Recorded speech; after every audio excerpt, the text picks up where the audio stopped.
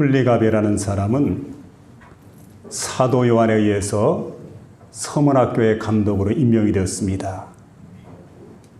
근데 그가 감독으로 재직하던 도중에 당시 로마 황제가 도미티아누스입니다. 그는 여러분 잘 아시는 대로 황제 숭배를 강요를 했습니다. 여러분, 교회는 황제 숭배를 할 수가 없습니다. 우리의 주님은 황제가 아니고 예수님, 주 하나님, 성령 하나님, 삼위 하나님께서 우리의 진정한 주가 되기 때문에 절대로 황제 숭배는 불가하다 해가지고 황제 숭배를 하지 않았기 때문에 교회에 엄청난 핍박이 가해지게 됩니다. 이때 제자들이 폴리갑에게 권했습니다. 핍박이 점점 심해지고 있으니까 이러지 마시고 피신을 합시다 해가지고 함께 피신하게 되었는데 작은 영지로 이렇게 떠나게 됩니다. 거기서 그는 하나님께 간절히 기도를 합니다. 몇 날 며칠을 그렇게 하나님께 기도하는데 체포되기 사흘 전에 환상을 보았답니다. 자신이 베고 있던 그 베개가 불붙는 환상이었습니다. 이 환상을 보고 난 다음에 이때 폴리갑은 이런 얘기를 했습니다. 나는 산채로 화형을 당할 것이라고. 그리고 얼마 있어서 그를 체포하는 사람들이 다가오게 될 때 체포하는 사람들에게 음식을 푸짐하게 차려주면서 잠깐 음식을 먹는 동안에 나에게 기도의 시간 좀 달라. 하나님께 간절히 기도를 드립니다. 이때 치안감으로 왔던 헤롯이 그에게 이런 얘기를 하게 됩니다. 자, 황제에게 황제를 숭배한다는 것, 그리고 제물을 드리고 의식을 행하고 생명을 황제에게 구하는 것이 무엇이 잘못됐단 말이오. 그러니까 황제의 뜻을 따르라고. 그런데 이때 폴리갑은 단호하게 거절하게 됩니다. 나는 당신들의 명령대로 따를 수가 없습니다. 난 절대로 이는 불가하다고 생각한다고. 그래서 황제를 숭배하지 않았던 겁니다. 그러자 평소에 그를 존경에 맞이하지 않았던 당시 서머나 지역의 총독이 그에게 말합니다. 자, 이 총독이 한 얘기가 내가 보니까 자, 이제 지금 경의 나이가 상당히 많습니다. 근데 이때 나이가 86세입니다. 그러니까 나이도 많고 그러니 꼭 이렇게 죽어야 되겠습니까? 마음을 굳이 바꾸시고 그리고 황제를 주라 칭하고 그리고 만일에 이렇게 마음을 바꾼다고 한다면은 얼마든 내가 당신 살려줄 거라고. 그리고 그리스도를 갖다가 저주하고 이 길에서 돌아서라고. 그랬더니 폴리갑이 단호하게 말합니다.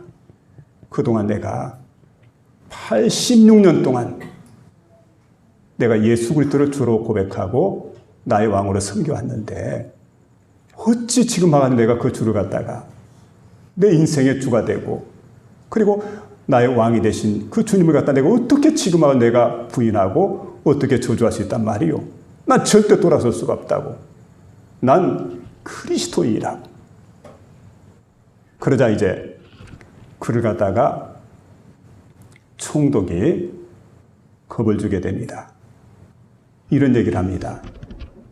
만일에 그럴 것 같으면 사나운 맹수에게 당신 던질 거라고.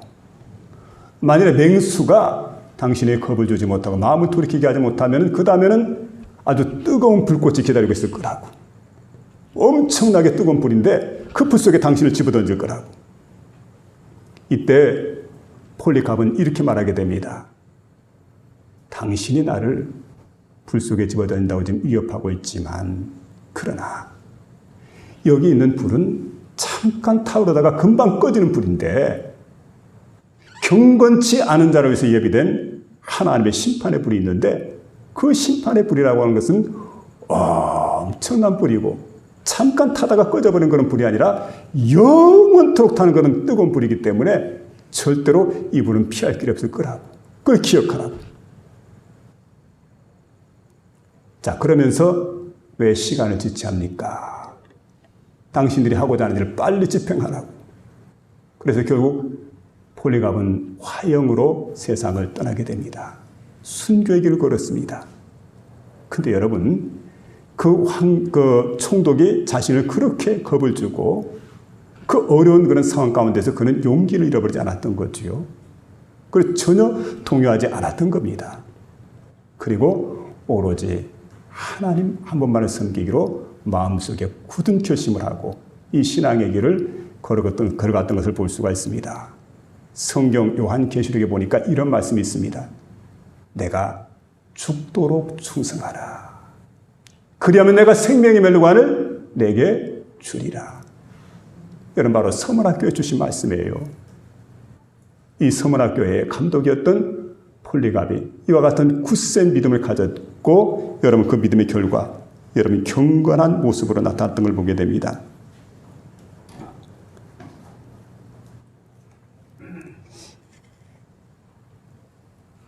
폴리갑은 경건한 그리스도인 그 자체였습니다.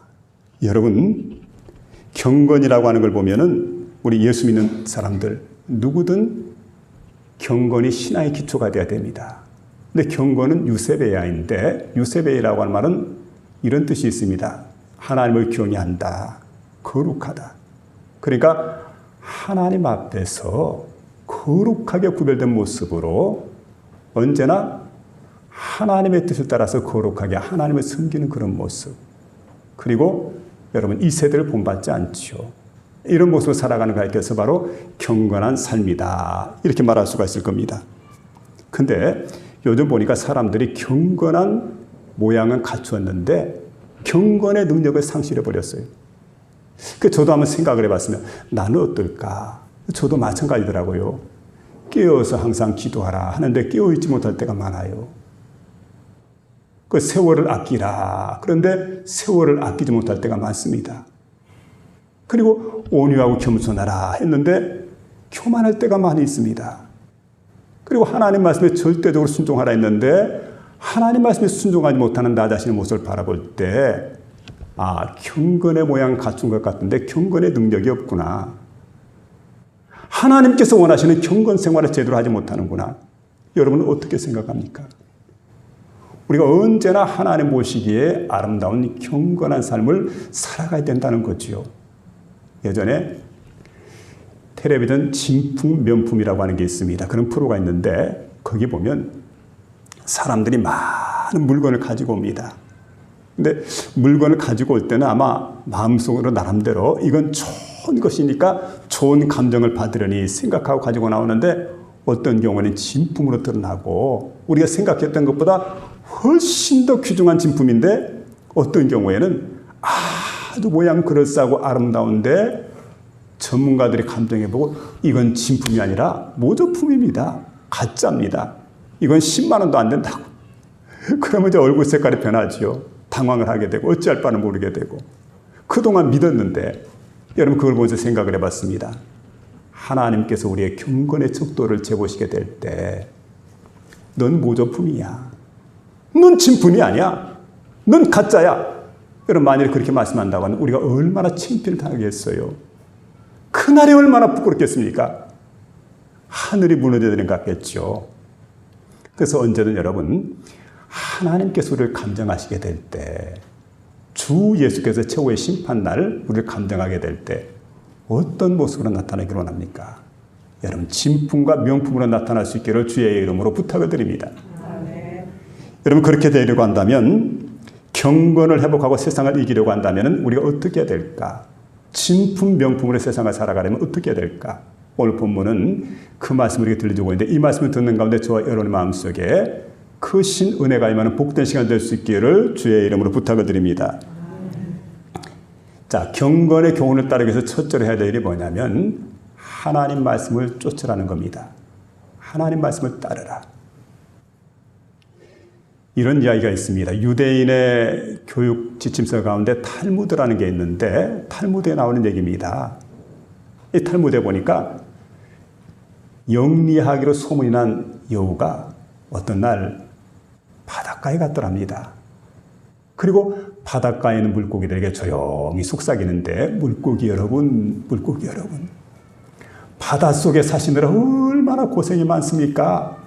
그곳에서 고생하지 마시고 바다 위로 올라와서 우리 함께 삽시다. 이렇게 제안을 해요. 그러면서 이런 얘기를 하게 됩니다. 여러분 아시다시피 바닷속에는 어부들이 그물을 많이 쳐가지고 그물에 걸려 죽는 그런 물고기도 많고, 또 사나운 물고기들, 큰 물고기들이 얼마나 많아요. 시도 때도 없이 괴롭히게 되고 여러분 삼키려고 하는데, 만일에 여러분들이, 물고기 여러분들이 바닷속에 있지 않고 육지로 올라오게 되면, 그러면 그런 고생을 안 해도 됩니다. 걱정할 필요가 없어요. 그러니까 육지로 다 올라오라고 이 얘기를 합니다. 근데 그 얘기를 듣고 있다가 물고기들이 회의에 들어갔습니다. 장시간 회의 끝에 결론을 내립니다. 여호의 말을 거절하기로. 물고기 대표가 물에서 이렇게 올라왔어요. 그리고는 고개를 내밀고 여호에게 이렇게 말합니다. 여호님, 고맙습니다. 우리 물고기를 정말 생각해줘서 너무너무 고맙습니다. 그런데 우리 물고기들은 육지에 사는 것보다는 아무래도 물이 체질인지라 물속에 사는 게 편할 것 같다고 이해해달라고. 그리고 거절했다는 얘기죠. 자, 유대인의 탈무드 교육이니까 밥상머리 교육입니다. 이 밥상머리에 앉아가지고 아버지가 자식에게 묻습니다. 자, 이제 생각해봐라. 만일에 물속에 있던 물고기가 육지로 올라오면 어떤 현상이 나타나겠느냐? 여러분 어쩔 것 같아요? 아무렇지도 않아요? 물속에 있던 고기가 육지로 올라왔어요. 예, 아이가 대답합니다. 아빠, 육지로 올라오면 금방 죽어요, 금방. 네 말이 맞다. 유대인은 어렵고 힘들고 괴롭히는 나라가 많고 고통스러운 일이 많아도 유대인으로 살아야 된다. 여러분 무슨 얘기입니까? 예수 믿는 그리스도인은 힘들고 어려워도 예수 믿는 그리스도인으로 살아야 된다는 거예요. 내가 예수를 믿는다는 것. 우리는 내 인생의 길이 탄탄대로만 열리기를 원해요. 만사 형통을 원합니다. 그런데 어렵고 힘들고 고달프고 괴로운 일들이 많이 있다는 거지요. 천성에 가는 길 험하여도 생명길 떠나니 은혜로다. 내 주를 가까이 하게 하면 십자가 짐 같은 고생에 찬송은 잘해요. 근데 우리가 따라가지 못하죠. 여러분 이런 어렵고 힘든 일이 많이 있다는 거죠. 그러나 그럴지라도 어떻게 살아갑니까? 예수 믿는 사람은 그리스도인으로 살아가는 거예요. 그리스도인으로 살아간다는 게 뭘까요? 말씀을 따라 살아가는 겁니다. 이게 바로 경건된 생활이라는 거예요. 근데 이 말씀을 따라 살아갈 때 어떻습니까? 우리 삶이 경건해지게 되는데 말씀을 따라 살지 못하게 되면 어떻게 될까요? 항상 실수를 하게 됩니다. 그리고 날마다 넘어지고 죄악 가운데 살아가고 범죄하는 사람이 될 수밖에 없죠. 그래서 언제든 우리 예수 믿는 사람이 하나님 말씀 가운데 살아가야 된다는 거예요. 말씀을 쫓아 살아야 된다. 이와 같은 말씀인데 오늘 3절에 보니까 누구든지 다른 교훈을 하며 바른 말 곧 우리 주 예수 그리스도의 말씀과 경건에 관한 교훈을 따르지 아니하면, 여기에 교훈을 따른다 하는 말이 나오는데 교훈을 따른다는 것은 예수 그리스도의 영적인 말씀입니다. 그리고 그리스도 예수께서 직접 하신 말씀을 의미해주고 있습니다. 사도들은 예수님의 행적을 보았습니다. 예수님의 말씀을 들었습니다. 그리고 사도들이 하는 말도 마찬가지죠. 그래서 그리스도 예수의 말씀이나 사도들이 전하는 그 교훈을 갖다가 받아서 그대로 행하는 거지요. 이게 바로 교훈을 따른다. 바로 그와 같은 의미의 말씀으로 주어지고 있는 걸 보게 됩니다. 이 말씀은 바로 그리스도 예수께로부터 온 것이고 경건을 증진시키는 역할을 하게 됩니다. 그러면 여러분, 경건한 그리스도인이 되려고 한다면 항상 하나님 말씀을 마음속에 새기고 다른 주장을 절대 따라서는 안 돼요. 이단의 교훈에 속지 말아야 됩니다. 우리가 여러분 주변에 이렇게 사람들 보게 되면 자기의 말을 갖다가 하나님 말씀인 것처럼 말하는 거짓말쟁이들이 있습니다. 이단들이죠. 이단은 어디가 다릅니까? 끝이 다릅니다. 다 맞는 것 같지만 마지막 순간 달라요.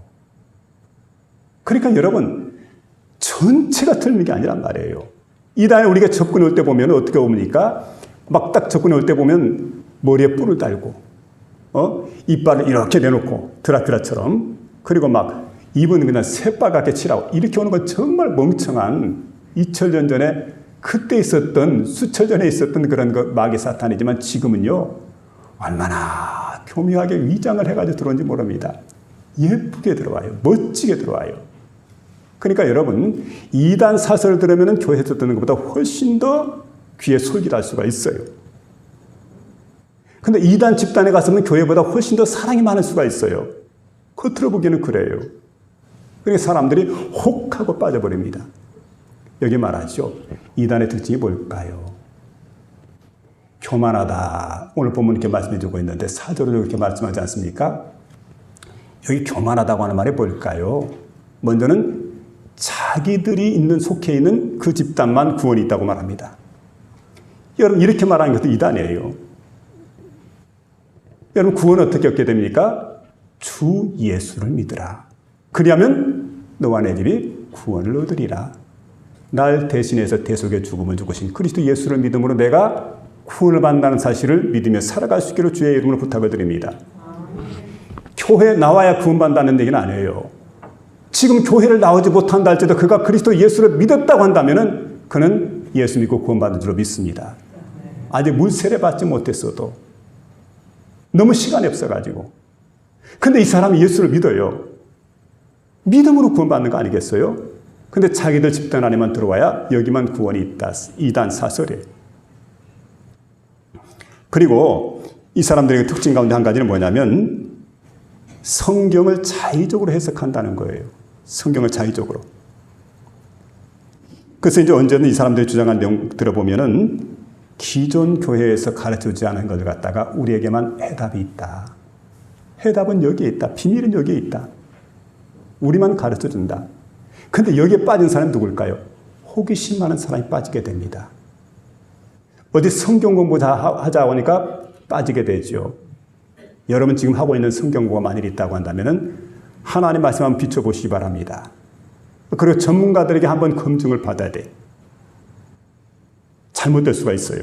우리가 이걸 이제 생각을 해야 되죠.